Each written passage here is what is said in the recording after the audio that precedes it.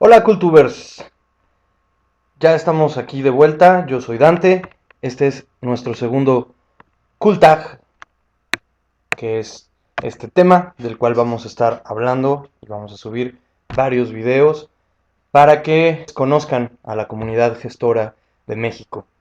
Nuestra primera pregunta de este Cultag, que se llama Hago Gestión, es ¿cuál fue tu primera experiencia en la gestión cultural? Yo sé que hay mucha gente que ya hacía gestión antes de saber que hacía gestión y después pues ya le puso nombre, supo que era y entonces podemos recuperar varias experiencias. En el video pasado yo les decía que yo pertenecía a la generación bisagra del teatro en Querétaro. Wow, tembló. Pues... cu- cu- ¡Ah! ¡Ah! ¿Qué pasa? Cuando yo empecé a hacer teatro de manera ya semiprofesional, que yo hago teatro desde los 9 años, en sexto de primaria, cuando tuve mi primera participación profesional en el teatro. Después de eso, en mi segundo semestre de prepa, yo tenía 14, fundamos Colectivo Dracún, el colectivo que yo coordino. Durante muchos años nos dedicamos a hacer teatro y ahora nos dedicamos a la promoción y defensa de los derechos culturales. Pues cuando empezamos a hacer teatro independiente, había muy pocos grupos de teatro aquí en Querétaro. Estaban los dos teatros tradicionales y había otras dos o tres compañías independientes, que eran, no, bueno, sí, independientes sí. Había quizá una o dos más que trabajaban en o para instituciones. Estos grupos de teatro pues fueron nuestros maestros, nuestras maestras, de toda la generación que siguió, que fuimos quienes cortamos de alguna manera cordón umbilical, porque había otra generación anterior de teatreras y teatreros, pero que trabajaban con los maestros. Nosotros fuimos la primera generación que decidió hacer teatro independiente y era complicado. No había espacios, no había muchos apoyos, tampoco había credibilidad para los y las jóvenes que nos dedicábamos al arte. Sigue sin haber, de alguna manera, pero institucionalmente ya hay muchas más cosas, ya hay mucho más reconocimiento, muchos más apoyos. En ese momento no había absolutamente nada. Y en esta ciudad pues no hay teatros, eh, construcciones, pues vaya, hay muchos grupos de teatro, pero no hay teatros. El teatro que se hace en Querétaro de manera histórica se ha hecho en espacios alternativos y adaptados para teatro.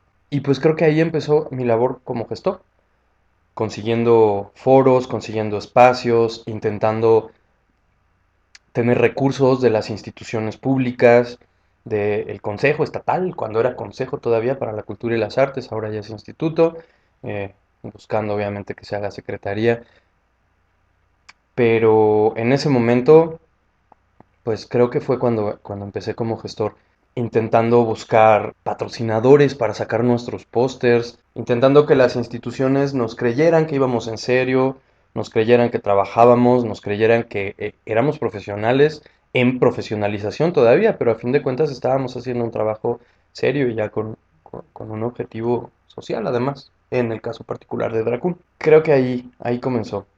Mi siguiente experiencia ya más formal como gestor, ya con mucho más conocimiento de lo que eran las instituciones, de para qué servían, de que tenían que apoyar, etcétera.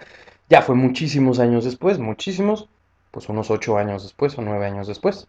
Organizamos desde Dracún la primera muestra estatal de teatro independiente, que eran 3 semanas de teatro gratuito para toda la gente, de lunes a jueves. Teníamos teatro gratuito y era una recopilación del teatro independiente hecho por jóvenes, sobre todo, de todo lo que se había presentado ese año en diferentes espacios. Y fue una experiencia muy interesante. Y creo que ya ahí empecé. Siguiente pregunta. ¿Cuál es mi experiencia más reciente como gestor? Esa, pues tendría que ser esta, precisamente esta iniciativa de los Cultubers y hacer los Cultags como un mecanismo para detonar no solo la participación de toda la comunidad que se dedica a la gestión en el país y de habla hispana también, para propiciar que nos conozcamos, que subamos nuestros videos, para hacer también un ejercicio de recuperación de nuestra propia memoria histórica, de nuestra memoria personal, de nuestro quehacer, para que la gente nos conozca, nos vea y que además también pueda subir sus propios videos de sus propias experiencias. Es una comunidad virtual y creo que esa es mi experiencia más reciente como gestor. Siguiente pregunta. Di 3 palabras que no pueden faltar en tu labor como gestor o gestora. En mi caso creo que tendrían que ser provocación. Ya les había comentado que me gusta provocar. La segunda tendría que ser inclusión, en vías de que en algún momento se traduzca en no exclusión. Y la tercera tendría que ser diversión.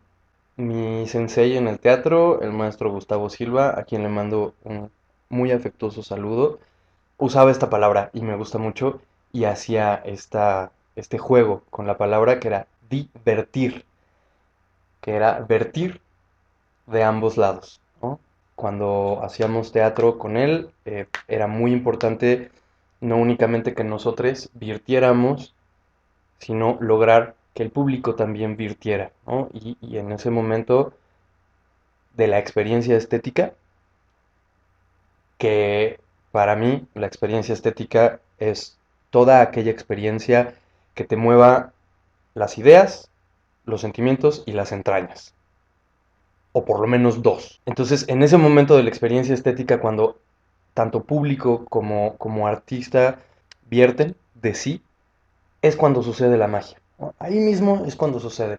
Entonces, creo que los proyectos sociales no tienen ningún sentido si no hay una coinversión o una diversión. De todo, de saberes, de placeres, de talentos, de complicidades, de pasiones. Justo en ese momento cuando logramos como gestoras y gestores que nuestro trabajo o nuestras acciones sean contestadas con este vertir de quienes participan en los proyectos, entonces justo ahí es donde creo que sucede la magia. Hay un texto muy bueno que se llama La frontera indómita. Voy a buscar quién es.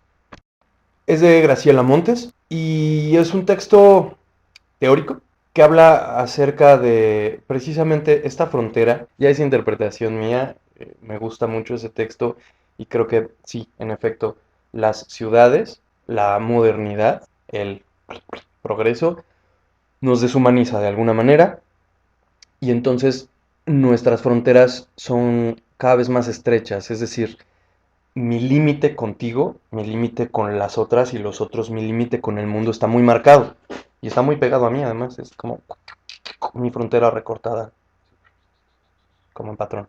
Y entonces no hay lugar donde compartamos. Y creo que la cultura posibilita que esta frontera se amplíe. Y entonces tu frontera viene hacia mí y mi frontera va hacia ti. Y entonces hay un punto donde coinciden esas fronteras. Y justo donde coinciden esas fronteras es donde está el mundo de nuestras ideas, el mundo donde compartimos símbolos, donde reside nuestra identidad, donde cohabitamos, coexistimos en común unión, en comunidad. La cultura pop o la modalidad de consumo pop de la cultura, más bien.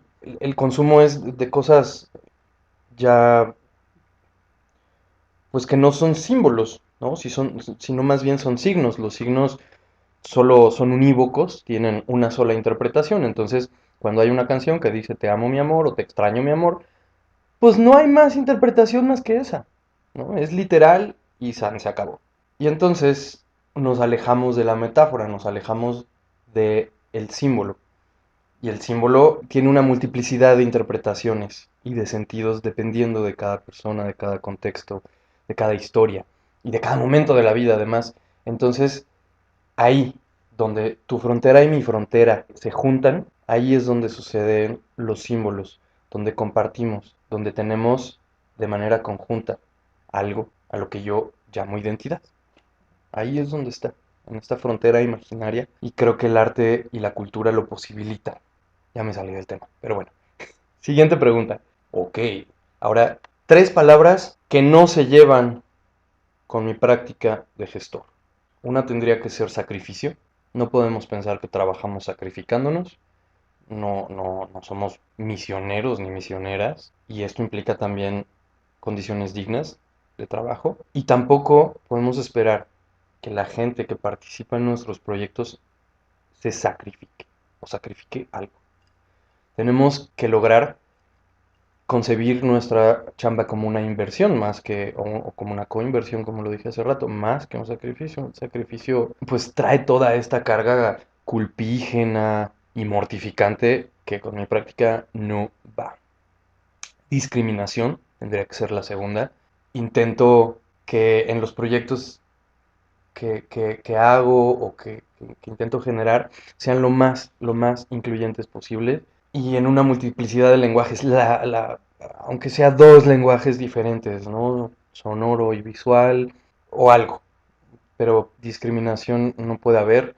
Es un ejercicio que hago y que si hay personas de diferentes edades, de diferentes sexos, de diferentes clases sociales, de diferentes posibilidades económicas, de diferentes religiones, intento que lo que hablo, que mis ejemplos no sean estereotípicos, que mis actividades no sean estereotípicas y que haya una neutralidad, si no es que no hay para todo el mundo. Y la tercera palabra tendría que ser política partidista. Busco que todos los espacios en los que me desenvuelvo se politicen, sí, pero no que se partidicen. Eso sí, definitivamente no. ¿Por qué que se politicen? Porque pues la gente tiene que saber cosas, tiene que estar informada, tiene que tener una postura además como obligación civil. Tenemos que tener una postura ante las cosas. Y eso es político. Siguiente pregunta. Cuenta una experiencia muy significativa que hayas tenido en tu labor como gestora o gestor. Esta es bonita. El año pasado me invitaron a trabajar en un proyecto de Subsemun, que es el subsidio a la seguridad,